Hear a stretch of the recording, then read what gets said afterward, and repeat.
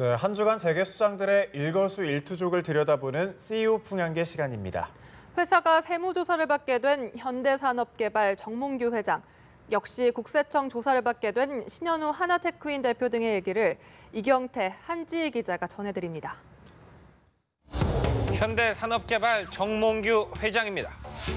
최근 국세청이 현대산업개발에 대한 세무조사를 벌이고 있는데요.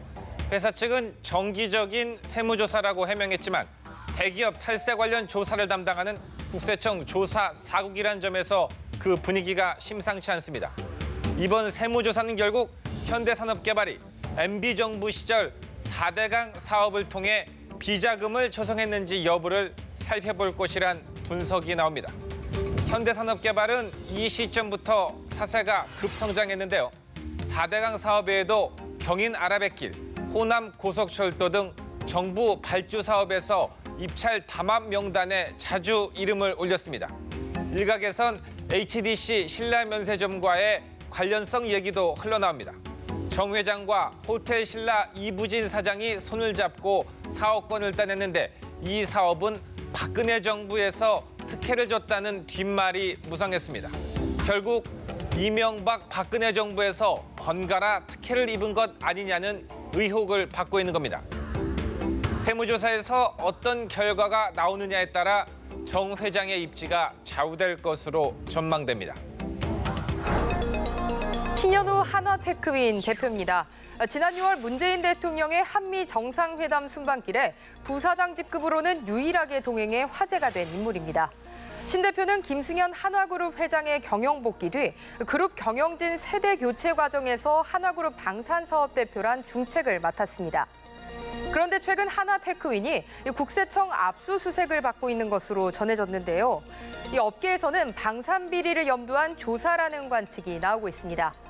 설상가상 최근 K9 자주포 사고와 관련해 제조사인 하나테크인의 책임론이 거론되고 있는 상황인데요.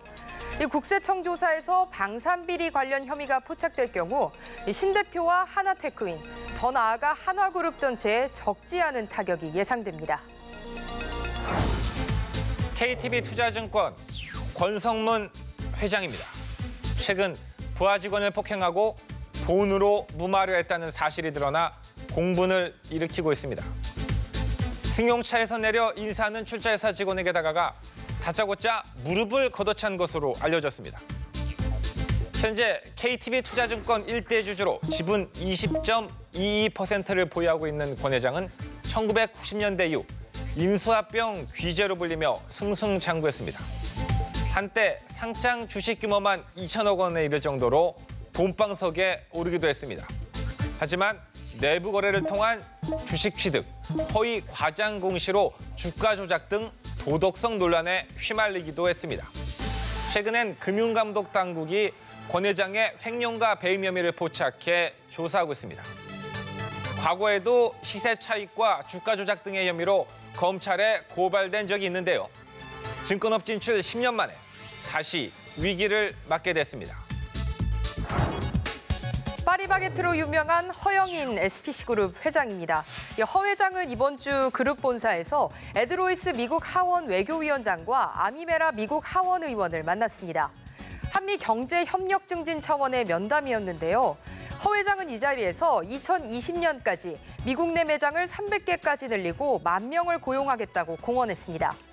SPC그룹은 2002년 미국 진출 후 현재 캘리포니아와 뉴욕을 중심으로 57개 매장을 운영 중입니다. 2016년 미국에서 연간 매출 1억 달러를 달성했습니다. 한국 브랜드, 특히 식품 브랜드가 미국이나 유럽에서 성공한 사례는 거의 없었습니다. 햄버거 등 패스트푸드에 익숙한 미국인의 입맛을 어떻게 사로잡을지 만만치 않은 도전이 될 전망입니다. 이명박 박근혜 정부에서 승승장구했던 기업들이 하나같이 사정당국의 조사를 받으며 어깨를 움츠리고 있습니다. 정부와 유착해 노력 없는 부를 창출하는 구태가 이번엔 뿌리 뽑히길 기대합니다. 이번 주 CEO 풍향계는 여기까지입니다.